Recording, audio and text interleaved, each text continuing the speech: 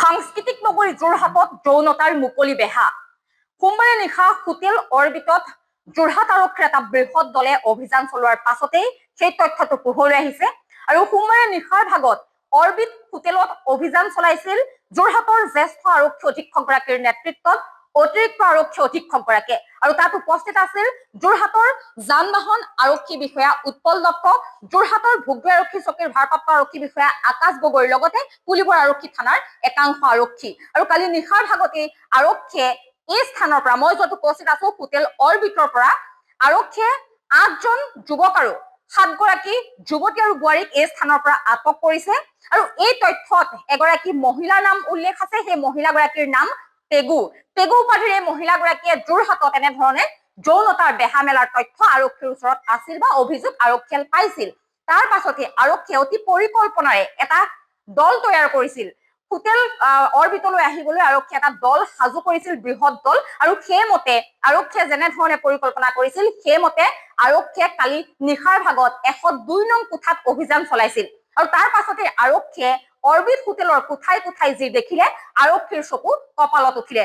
কেৱল 102 নং কোঠাই নহয়, এই হোটেলখন কেৱল ব্যৱহাৰ হৈছিল নাৰী দে ব্যৱসায়ৰ ক্ষেত্ৰত। বিগত প্ৰায় 3টা বছৰৰ পৰাই অৰ্বিট হোটেলত কেৱল নাৰী দে ব্যৱসায় চলাৰ এক গুৰুতৰ অভিযোগ আছে। আৰু পেগু উপাধিৰ এইগৰাকী মহিলাই কেৱল অৰ্বিট হোটেলেই নহয়, যোৰহাটৰ কেইবাটাও স্থান তেওঁ ঠিক কৰি লৈছিল। Bongalpukhuri, Lichubari, Ajanta bypass, jail road, Tarajan আদি বিভিন্ন অঞ্চল সেই মহিলাগৰাকীয়ে ঠিক কৰি লৈছিল। তাত একাংশ ভাড়া ৰুম তেওঁলোকে ব্যৱহাৰ কৰিছিল আৰু একাংশ হোমষ্টে এই পেগু উপাধিৰ মহিলাগৰাকীয়ে ব্যৱহাৰ কৰিছিল। আৰু তাৰ পৰাই এই যৌনতাৰ মুকলি বেহা চলাইছিল পেগু উপাধিৰ এইগৰাকী মহিলাই। আৰু এই পেগু উপাধিৰ মহিলাগৰাকীৰ লগত আৰু বহু লোক জড়িত হৈ থকাৰ অভিযোগ আছে, দীৰ্ঘদিনীয়া সেই অভিযোগ। আৰু যোৰহাট আৰক্ষীয়ে শেহতীয়াকৈ যিটো পদক্ষেপ ললে, যৌনতাৰ মুকলি বেহা উৎখাত কৰিবলৈ যিটো সক্ষম হল, তাৰ বাবে ধন্যবাদ জনাইছে যোৰহাট আৰক্ষীক প্ৰতিজন সচেতন লোকে। কিয়নো শিক্ষা আৰু সাংস্কৃতিক নগৰী যোৰহাটত শেহতীয়াকৈ ড্ৰাগছৰ প্ৰচলনেই হওক বা চুৰিকাঘাটৰ ঘটনাই হওক, বিভিন্ন বিক্ষিপ্ত ঘটনা সংঘটিত হৈছে। আৰু শেহতীয়াকৈ যৌনতাৰ মুকলি বেহা যিটো উৎখাত কৰা হৈছে, তাক লৈ কিন্তু সচেতন মহল যথেষ্ট চিন্তিত হৈছে। কিয়নো এইখন হোটেললৈ কেৱল যোৰহাটৰে নহয়, ৰাজ্যৰ ভিন্ন প্ৰান্তৰ পৰা যুৱতী আৰু একাংশ মহিলা এই স্থানলৈ আহে। সেই একাংশ মহিলা আৰু যুৱতীক এই হোটেলখনৰ পৰাই পেগু উপাধিৰ এইগৰাকী মহিলাই ৰাজ্যৰ ভিন্ন প্ৰান্তলৈ তেওঁ যোগান ধৰে। গুৱাহাটী পৰ্যন্ত যুৱতী যোগান ধৰা হয় এইখন হোটেলৰ পৰাই। আৰত আছে পেগু উপাধিৰ এইগৰাকী মহিলা। আৰক্ষীয়ে ইতিমধ্যে পেগু উপাধিৰ এইগৰাকী মহিলাকো আটক কৰিছে। আৰক্ষীয়ে পৰৱৰ্তী সময়ত কেনেধৰণে তদন্ত প্ৰক্ৰিয়া আগুৱাই নিয়ে তালৈও কিন্তু সচেতন ৰাইজৰ চকু থাকিব। কিয়নো একাংশ দৰিদ্ৰ সীমাৰেখাৰ তলৰ মহিলা আৰু যুৱতীক তেওঁলোকে টাৰ্গেট কৰে, টকাৰ প্ৰলোভন দিয়ে। আৰু তাৰ পাছতে একাংশ যুৱকৰ হাতত টকাৰ বিনিময়ত সেইসকল মহিলা যুৱতীক গতাই দিয়া হয়। এক ভয়ংকৰ তথ্য শেহতীয়াকৈ পোহৰলৈ আহিছে। কালি নিশাৰ ভাগত আৰক্ষীয়ে যেতিয়া অভিযান চলালে হোটেল অৰ্বিটত, তাৰ পৰা 8জন যুৱক আৰু 7গৰাকী যুৱতী আৰু মহিলাক আৰক্ষীয়ে ইয়াৰ পৰা আটক কৰিছে। এই ক্ষেত্ৰত কি কব? এইটো আটাইতকৈ ভয়ংকৰ কথা কিন্তু যোৰহাটৰ বাবে। প্ৰথমে যোৰহাট আৰক্ষীক আমি ধন্যবাদ জনাইছো। যোৱা নিশা এইখন হোটেলৰ পৰাই 8জনকৈ যুৱক আৰু 7গৰাকী মহিলা যুৱতীক অসংযত অৱস্থাত বা দেহ ব্যৱসায়ৰ লগত জড়িত থকা ব্যক্তিক আটক কৰিছে। এতিয়া কথা হ'ল, যোৰহাট নগৰত এইটোৱে প্ৰথম ঘটনা নহয়, বিভিন্ন সময়ত এই এনেকুৱা ধৰণৰ কাৰ্যকলাপ চলি আহিছে। আৰু এই আপোনালোকে কোৱাৰ দৰে এইগৰাকী মহিলাই স্কুল কলেজৰ ছাত্ৰ ছাত্ৰীক এই ব্যৱসায়টোলৈ কিন্তু তেওঁলোকে টাৰ্গেট পোৱাও আমি তথ্য পোহৰলৈ আহিছে। গতিকে আমি যোৰহাট প্ৰশাসন বা জিলা আৰক্ষীক আমি আহ্বান জনাইছো যে এনেধৰণৰ কাৰ্যকলাপ সংঘটিত কৰি যোৰহাটখনক বদনাম কৰা এই চক্ৰটোক পুলিয়ে পোখাৰে উঘালি মানে গ্ৰেপ্তাৰ কৰিব লাগে আৰু কঠোৰৰ পৰা কঠোৰ শাস্তি প্ৰদান কৰিব লাগে। কিয়নো যোৰহাট এখন সাংস্কৃতিক নগৰী, শিক্ষা নগৰী, যোৰহাটৰ মান মৰ্যাদা আছে। যোৰহাটক আচলতে সমগ্ৰ অসমবাসীয়ে বা দেশবাসীয়ে এটা বেলেগ ধৰণে চায়। এই যোৰহাটৰ যিটো মান মৰ্যাদা বা সন্মান হানি কৰাটো আমি যোৰহাটীয়া হিচাপে কেতিয়াও আমি বিচৰা নাই। গতিকে এই যে এনেকুৱা দুষ্ট চক্ৰই যোৰহাটখনক বদনাম কৰিবৰ কাৰণে বাৰে বাৰে তেওঁলোকে এনেকুৱা ঘৃণনীয় কাৰ্যত লিপ্ত হয়, গতিকে ঘৃণনীয় কাৰ্যত লিপ্ত হৈ যোৰহাটৰ বদনাম কৰি আছে। গতিকে এইসকলক গ্ৰেপ্তাৰ কৰিব লাগে, গ্ৰেপ্তাৰ কৰি কঠোৰ বা কঠোৰ শাস্তি প্ৰদান কৰিব লাগে, যাতে ভৱিষ্যতে যোৰহাটখনক যাতে বদনাম কৰিব নোৱাৰে।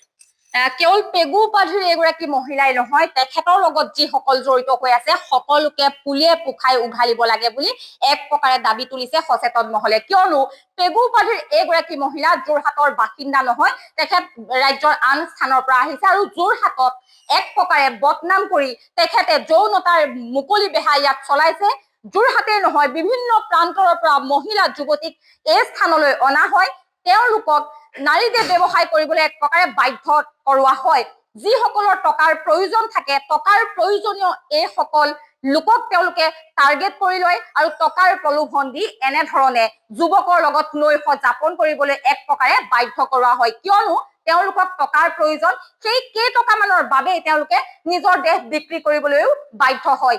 শেহতীয়া যি তথ্য, এক গোপন তথ্য, আৰক্ষীয়ে তদন্ত প্ৰক্ৰিয়া আগুৱাই নিছে, কিন্তু আৰক্ষীৰ তদন্তত সেইসকল মহিলা যুৱতীয়ে যেনে ধৰণৰ ভাষ্য প্ৰদান কৰিছে, চকু সেমেকি গৈছে সেইসকল আৰক্ষীৰো। কিয়নো কোনোৱে যদি কৈছে তেওঁলোকক ধনৰ প্ৰয়োজন, পুত্ৰ কন্যাক পঢ়াবলৈ টকাৰ প্ৰয়োজন, সেইবাবে তেওঁলোকে এনেধৰণে অৰবিট হোটেলত যুৱকৰ লগত নৈশ যাপন কৰিবলৈ আহিছিল, সেই কথাসমূহ কিন্তু অতিকৈ চিন্তনীয়।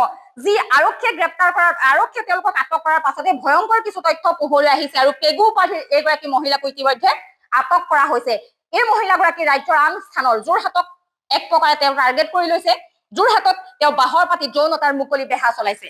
আচলতে খুব দুৰ্ভাগ্যজনক কথা, এনেকুৱা মানে যোৰহাট সাংস্কৃতিক এখন নগৰী, এনেকুৱা এটা হোৱাটো আচলতে আমিও ভবা নাছিলো, হৈ গ'ল।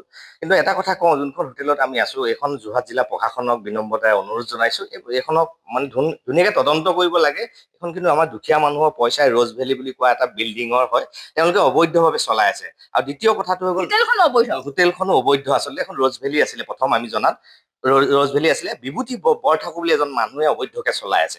যোৰহাট জিলা প্ৰশাসনক আমি বিনম্ৰতাৰে অনুৰোধ জনাইছো, তদন্ত কৰক, সঠিক কাগজ পত্ৰ চাওক। ইয়াত কিন্তু সকলো 2 নম্বৰী কাগজ পত্ৰ ওলাব। দ্বিতীয় কথাটো হৈ গ'ল, মুখৰ আগত এখন হোটেল বনাইছে, দেখিছেনে আপুনি? 4 লেনৰ যোনটো মাটি এক্সটেনশ্যন মাটিত তেওঁলোকে বনাইছে, এইটো কাৰণে বেৰি লৈছে। তাৰমানে হোটেলখনৰ অবৈধ কুকীৰ্তিটো যাতে ৰাইজে নেদেখে, দেখিব নালাগে, সেইকাৰণে হোটেলখনৰ মুখৰ আগতে এইখন দুখন হোটেল বনাইছে। আমি জিলা প্ৰশাসনক বিনম্ৰতাৰে অনুৰোধ জনাইছো, এই হোটেল দুখন ভাঙি দিব লাগে। মুখৰ আগৰ হোটেল অবৈধকে বনাইছে, ইয়াত মানে দুৰ্নীতিৰ বেহা চলাব, নাৰী ব্যৱসায়ী চলাবৰ কাৰণে তেওঁলোকে এইটো ব্যৱস্থা কৰিছে। আৰু দ্বিতীয় কথাটো হ'ল অৰবিটৰ হোটেলখন, যোনখন হোটেল, তাত মানে যোৰহাটৰ আমি ক'বলৈ এটা দুখ পাওঁ, যোৰহাটৰ কলেজৰ সৰু সৰু কণ মানে ল'ৰা ছোৱালী ইয়াত আহে, গাড়ী লৈ সোমাই ওপৰত ডাইৰেক্ট ৰুম দিয়ে, কোনো কথা নাই। তেওঁলোকে মানে এই যৌনতা বেহাটো অপেন চলাইছে হোটেলখনে। সেইকাৰণে আমি যোৰহাট জিলা প্ৰশাসনক আৰু বিশেষভাৱে যোৰহাট জিলা যোনজন মুৰব্বী, প্ৰশাসনিক মুৰব্বী, তেখেতক আমি ধন্যবাদ জ্ঞাপন কৰিছো। তেওঁ এটা ধুনীয়া যোৰহাট জিলা নাৰী ব্যৱসায় মুক্ত কৰিবৰ কাৰণে যিটো প্ৰচেষ্টা চলাইছে, যোৰহাট থানা বা যোৰহাট জিলাৰ যোনজন SP মহোদয় আছে, আমি কুন্দিল থানাৰ পৰা বিশেষভাৱে ধন্যবাদ আৰু কৃতজ্ঞতা জনাইছো। আৰু আছে, এয়াতো জাষ্ট নমুনাহে, আৰু ভাল ভাল মানুহ ইয়াত জড়িত হৈ আছে। আপোনালোকক আমি যোৰহাটৰ ৰাইজ হিচাপে আপোনালোকৰ লগত আমি সদায় আছো। আপোনালোকৰ সুন্দৰ পদক্ষেপত আমি সদায় মাত মাতিম আৰু মাত মাতিয়ে থাকিম। আপোনালোকে এই পদক্ষেপটো ধুনীয়াকে কৰি ৰাইজক জনাই দিয়ক যে যোৰহাটত দুৰ্নীতি হওক, যোৰহাটত নাৰী ব্যৱসায় হওক, যোৰহাটত ড্ৰাগছ হওক, কোনো কাৰণে জিলা প্ৰশাসনে চলাবলৈ নিদিয়ে। সেইকাৰণে আমি বিনম্ৰতাৰে আপোনালোকক অনুৰোধ জনাইছো। আৰু এই হোটেলখন যাতে বাইপাছ অঞ্চলত চিল কৰি দিয়ে। এই বাইপাছৰ অঞ্চলত বহুত গাঁও আছে, গাঁৱৰ নতুন নতুন প্ৰজন্ম পঢ়া শুনা ল'ৰা ছোৱালী আছে, যাতে ল'ৰা ছোৱালীখিনি বেয়া পথলৈ নাযায়। আমি কুন্দিল থানাৰ তৰফৰ পৰা বিনম্ৰতাৰে যোৰহাট জিলা প্ৰশাসনক অনুৰোধ জনাইছো এই হোটেলখন চিল কৰিবৰ কাৰণে। পেগু উপাধিৰ আৰু এটা কথা সুধিবলৈ আছে। পেগু উপাধিৰ যিগৰাকী মহিলা, তেখেত ইতিমধ্যে আটক হৈছে, কিন্তু এই হোটেলখনৰ কৰ্তৃপক্ষ সমানে জগৰীয়া নহয়নে? কিয়নো ইয়াত যদি কোঠা ভাড়ালৈ বিচাৰে, আন কোনো ইয়াত কেৱল মাত্ৰ তেনে একাংশকে কোঠা ভাড়ালৈ দিয়া হয়, আন লোকে কিন্তু ইয়াত থাকিবলৈ নাহে। এই হোটেলখন এক প্ৰকাৰে বদনামী হ'ব লাগিব। জিলা প্ৰশাসনৰ হাতত তথ্য থাকিব লাগিব। জিলা প্ৰশাসনে তাৰ পাছতো যদি কৰ্তৃপক্ষক ব্যৱস্থা গ্ৰহণ কৰিব নোৱাৰে, সেইটো কিন্তু আটাইতকৈ দুৰ্ভাগ্যজনক। আপোনাৰ প্ৰশ্নৰ উত্তৰটো এইটো, 8গৰাকী ছোৱালী ধৰিছে। 8গৰাকী ছোৱালী যদি আছে বৰ্তমান, বহুত দিন ৰেজিষ্টাৰ মেইনটেইন কৰিব লাগিছিলে। যি ওচৰতে এখন থানা আছে, ISBT থানা, তেওঁলোকে ৰেজিষ্টাৰ মেইনটেইন কৰিছে। 8গৰাকী ছোৱালী, কোনো গাৰ্জেন নথকাকে কেনেকে আছে ইয়াত? প্ৰতিটো ল'ৰা আহি পিনে এন্ট্ৰি কৰিছে নাই? CC কেমেৰা আছে, এইখিনি ফুটেজ চক জলজপটকৈ ওলাই পৰিব। আৰু এইটো যে 2 নম্বৰী মালিক জড়িত আছে, 100% এইখনত অকণি সৰু কণ কলেজীয়া ছাত্ৰ ছাত্ৰী আহে, ৰুম দিয়ে, কোনো তথ্য নাই, তেওঁলোকক ৰুম দিয়ে গুচি যায়। আপোনালোকে ইয়াত যদি CC কেমেৰা আছে নে মই নাজানো, কিন্তু CC কেমেৰা সকলো ওলাব।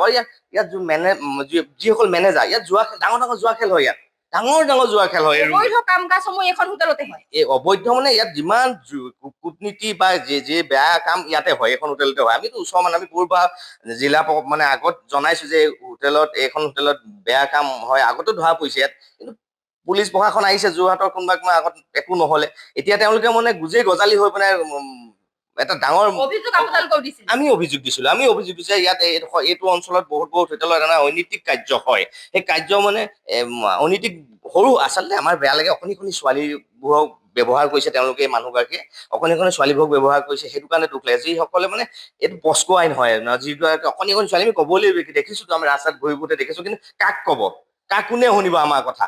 প্ৰশাসনৰ যিসকল আগত থকা, এতিয়া থকাখিনি কিন্তু সুন্দৰ, তেওঁলোকে নিজৰ নিষ্ঠাৰে সততাৰে কাম কৰিছে, সেইটো কথা আমি ন্যায় কৰিব নোৱাৰো। তেওঁলোকে সুন্দৰভাৱে প্ৰশাসনৰ, জিলা প্ৰশাসন আমি পুনৰবাৰ ধন্যবাদ জনাইছো। আগৰ যিসকল আছিলে কিন্তু সেইসকলে কামসাৰ নিদিয়ে, সেইটো কাৰণে আমি দুখ পাইছো। এতিয়া যোৰহাট জিলা প্ৰশাসনৰ যিটো ব্যৱস্থা গ্ৰহণ কৰিছে, আমি ধন্যবাদো জনাইছো, আৰু অতি শীঘ্ৰে জিলা প্ৰশাসনক, আমি যোৰহাটৰ আয়ুক্ত মহোদয় এই হোটেলখন চিল কৰিবৰ কাৰণে বিনম্ৰতাৰে অনুৰোধ জনাইছো। হয়, এয়া আছিল সংগঠনৰ লগতে স্থানীয় লোক, তেওঁলোক ইয়াৰ কাষতে থাকে। আৰু এটা কথা অতি পৰিতাপৰ বিষয় যে এই অৰবিট হোটেলৰ বিৰুদ্ধে আৰক্ষীক বা যোৰহাট জিলা প্ৰশাসনক পূৰ্বৰে পৰাই তেওঁলোকে অভিযোগ দি আছিল। এই অৰবিট হোটেললৈ আগমন ঘটে বিদ্যালয় মহাবিদ্যালয়ৰ একাংশ ছাত্ৰীৰো। সৰু সৰু ল'ৰা ছোৱালী এই অৰবিট হোটেললৈ আহে, ইয়াত কোঠা দিয়া হয়। কিয় এনেধৰণৰ কাম আচলতে পূৰ্বৰে পৰা চলি অহাৰ পাছতো যোৰহাট জিলা প্ৰশাসন বা পূৰ্বৰ যিসকল আৰক্ষী আছিল তেওঁলোকে ব্যৱস্থা গ্ৰহণ নকৰিলে, সেয়াও কিন্তু লক্ষণীয় বিষয়। যিয়ে নহওক, শেহতীয়াকৈ যোৰহাটৰ যিসকল আৰক্ষী, সেয়া লাগিলে জ্যেষ্ঠ আৰক্ষী অধীক্ষক, অতিৰিক্ত আৰক্ষী অধীক্ষক, যান বাহন আৰক্ষী বিষয়া উৎপল দত্ত, ভোগদৈ আৰক্ষী চকীৰ ভাৰপ্ৰাপ্ত আৰক্ষী বিষয়া আকাশ গগৈ, তেওঁলোকৰ নেতৃত্বত এক সফল অভিযান, এক বৃহৎ নাৰী দেশ চক্ৰ উৎখাত কৰিবলৈ সক্ষম হৈছে। যৌনতাৰ মুকলি বেহা চলোৱা পেগু উপাধিৰ সেইগৰাকী মহিলাক ইতিমধ্যে আৰক্ষীয়ে আটক কৰিছে। এতিয়া পৰৱৰ্তী সময়ত এই পেগু উপাধিৰ মহিলাগৰাকীৰ লগত আৰু কোন কোন জড়িত হৈ আছে, সেই তথ্যও আৰক্ষীয়ে পোহৰলৈ আনিব লাগে বুলি সচেতন মহল বা দল সংগঠনে এতিয়া দাবী উত্থাপন কৰিছে। অৰবিট যিখন হোটেল, সেই হোটেলখন চিল কৰিবলৈও কিন্তু দাবী উত্থাপন কৰিছে, কিয়নো এইখন হোটেল কেৱল ব্যৱহাৰ হয় যৌনতাৰ মুকলি বেহা চলাবলৈ, জোৱাৰ আড্ডা চলাবলৈ, বিভিন্ন অসামাজিক কাৰ্যকলাপ এইখন হোটেলতেই হয়। দীৰ্ঘদিনৰ পৰা ইয়াত চলি অহাৰ অভিযোগ আছে। শেহতীয়াকৈ কালি নিশাৰ ভাগত যোৰহাট আৰক্ষীৰ এক সফল অভিযান, এক নাৰী দেশ চক্ৰ উৎখাত কৰা হল অৰবিট হোটেলৰ পৰা। অৰবিট হোটেলৰ প্ৰতিটো কোঠাৰ পৰাই আৰক্ষীয়ে কিছু সামগ্ৰী জব্দ কৰিছে, আৰু এতিয়া আৰক্ষীয়ে তদন্ত প্ৰক্ৰিয়া কেনেধৰণে আগুৱাই নিব, পেগু উপাধিৰ এইগৰাকী মহিলাৰ লগত আৰু কোন কোন জড়িত হৈ আছে, সেয়া পৰৱৰ্তী সময়ত আমি ND24 দৰ্শকসকলক জনাবলৈ সক্ষম হ'ম।